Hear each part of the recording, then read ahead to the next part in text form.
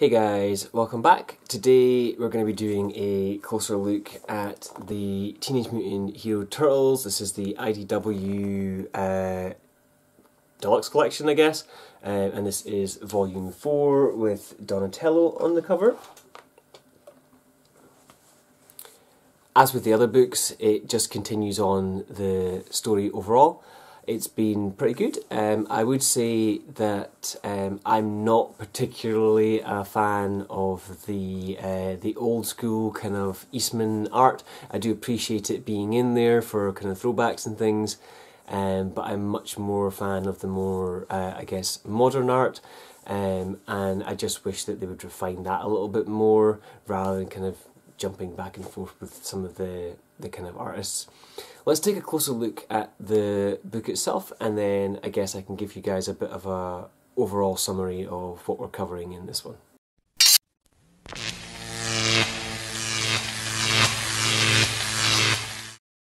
On the front we've got Donatello with his kind of bow staff. On the side we've got purple to match, and it's the same katana look that we've got on all these books so far. Book 4, and then on the back we've got Donatello again. This says, recovering from the events of City Fall, the Turtles seek sanctuary in the countryside, but questions remain unanswered and tension festers among the brothers. Meanwhile, in New York, Shredder tightens his grip on the city in the absence, and Krang's plan to destroy the Earth is ramping up. This collects issues 29 through 37 of the main ongoing series, the Utrom Empire mini-series, and the 2014 annual. So it makes me wonder how long this has been going on, if it's 2014, it being 5 years ago. Okay, if we look at the books themselves, the spine itself, it spreads up and lifts as good as the other ones. Now, I did actually find on this particular book that the spine part stuck down on one side, just the kind of the ribbon topper. So what I did was I used a letter opener and just kind of slid it in kind of softly down the back to kind of separate out that excess glue, I guess, that had kind of spilled over, and it seems to have resolved that issue and let it kind of spread up properly. So it was previously a little bit tighter down, as I say, stuck to the back, but I managed to kind of separate that up, and we do have the ribbon as per usual. It's the same grey kind of intro pages that we've got on the other ones. This one has slash, and then I believe that's Leonardo or Raphael? Can't really make out too well. It looks like double swords, so I go with Leonardo. We've then got the, as I say, page order, and it's chronological as opposed to alphanumerical in that kind of way. So if there's any extra issues for sort of Utrom Empire or, you know, Origins or other things, are slotted in between. So we've got 28, then the Utrom Empire 1, then we've got all the second issues, and then we've got Utrom Empire 2, Empire 3, kind of split throughout. So that's good. The art has been quite consistent from the last couple of volumes, and I've really enjoyed this kind of look overall.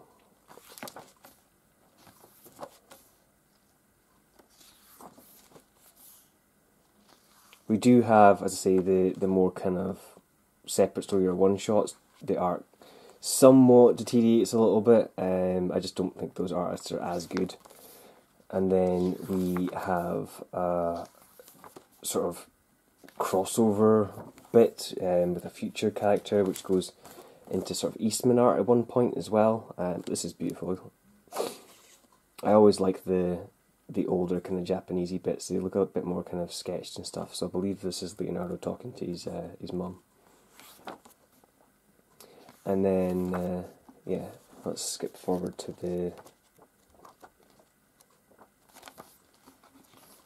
kind of Eastman stuff. So as I say, we do have this kind of Eastman crossover bit where it starts out. It's quite interesting because they build it so that it works to that art style. So Yeah, I don't like this. This looks kind of bad. But it starts out kind of in colour, in their kind of art style, and then they go through a kind of a portal, and in the other end of that world it's then black and white, which I thought was kind of cool because they've used the medium to get back to what their original art style kind of was. So despite the fact, as I say, that I'm not the biggest fan of this art style, I appreciate what they managed to kind of pull off by doing that. And then we have a further artist, which I believe is the mainstay artist going forward, and the art is actually quite good across the board, but I just find that when we get to seeing April, she now has this very, I don't know if it's a bigger forehead or overly exaggerated eyebrows or something, but she comes across very masculine in a lot of these kind of shots, especially with this artist drawing her with the shorter hair. Now, as the shorter hair didn't bother me before, but the female characters, I said, I don't know if this guy's just not as good as drawing female characters, but they don't seem to come off all that great in comparison.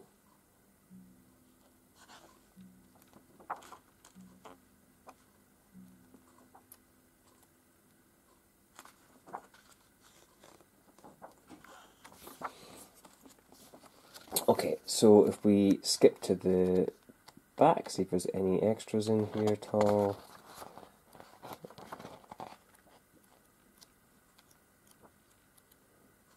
I don't think it is. I think it just literally ends, and then that's all she wrote, I guess. Previously, we kind of were doing a lot of world building along with kind of, I guess, origin stories jumping in as we kind of went throughout. I feel this book is starting to do a bit more development going forward, rather than as much, I guess, looking back and establishing of kind of characters. So we start with the turtles themselves kind of moving out into the kind of countryside.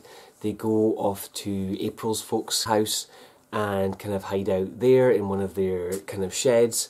And I'm totally forgetting the sort of fox girl's name, but she kind of stashes out with them as well because she kind of worked against Shredder a little bit at the end of the last kind of book. Now, we have our own kind of building stories there around April's family, she gets a haircut and some other kind of stuff happens. It's just generally like fun Turtles kind of banter, and they're all kind of trying to decide, I guess, what the focus is going forward. You know, are we going to take on Krang? Are we going to take on Shredder? Are we going to take on any other sort of mutated characters or anything? You know, what's our kind of focus there? So you've got Leonardo and Splinter kind of having that kind of conversation off there. Now that Leonardo's kind of back in the fold, you've got Donatello focusing on a lot of tech and kind of tying things to this kind of tech guy. There's a few different things with the girl who was in the Purple Dragons group, and she gets to play around with some of this new tech and I guess establish a new role for herself alongside sort of Casey Jones and the Turtles. So hopefully we'll see a bit more of her going forward because she looks badass with her purple hair and stuff. And then kind of coming at the other end of that, I guess we have a bit of a kind of a meeting between Krang and Shredder, setting the rules, I guess, between them and whether or not they're going to work together going forward, I guess the Turtles. And I thought that was really interesting because, as I say, for me, I've always seen Krang from the early cartoons, and I say I watched this as a really young kid. I haven't watched it recently, so I couldn't tell you specifically if this still holds, but my understanding is that Krang was somewhat, you know, a subordinate to Shredder alongside sort of Bebop and Rocksteady. He's not a complete kind of just foot soldier, but he was definitely under Shredder's kind of control, whereas in this scenario the two of them are kind of facing off head to head on the same level, and Krang's definitely kind of holding his ground. So I thought that was really cool, and it was really interesting kind of take.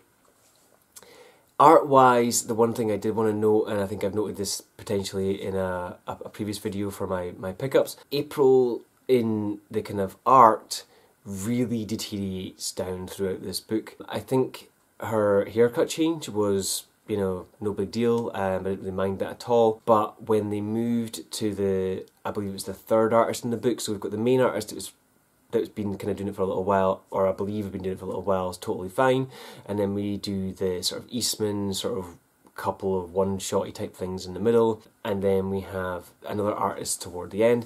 The artist that's doing stuff towards the end looks fine for most things, but I find that April just looks really manly, especially with the short hair, and because they're not really giving her a feminine kind of looking face or figure as much, I just don't feel that she looks right, and it's just a bit kind of off-putting. They're really quick-paced kind of books, and I think the art has been created quickly to kind of keep up with that, but I hope that April's art kind of gets better.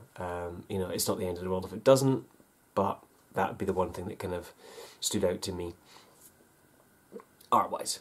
Outside of that though, the story's been really good. I've enjoyed it so far. I'm loving the fact that we're now, as I say, kind of pushing forward, and we're setting an agenda as to proactively what the Turtles are doing, rather than kind of just defending or reacting to what's kind of going on around them. And this is still the best Turtles thing that I've seen in years. I did start briefly watching the Nickelodeon cartoon, because that was really good. The guy that was voicing Mikey and stuff was just awesome, but the time it would take to watch through that, I just haven't had the time to commit to it. Similarly with like the Batman animated series, I'd love to sit and watch through that, but I've just been moving away from watching a lot of kind of TV shows to, I guess, more YouTube in a way. I've been watching a lot of other YouTube channels that cover stuff like this, and just generally trying to get back into games and other things.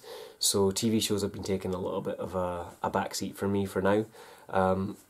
Anyway, getting back to this book, I've enjoyed it overall. The art, although, as I say, does seem to change, has never been like bad. It's just not great in areas. And as I say, April's the main thing that kind of stood out to me. Outside of that though, the book's just been a great read, and you know, another great one for the run overall. So as always guys, let me know if you've read volume 4, what your thoughts were, and if you liked April's kind of art change, I guess. You know, the haircut's totally fine, I mean the art change is what I didn't kind of like. Let me know about that below.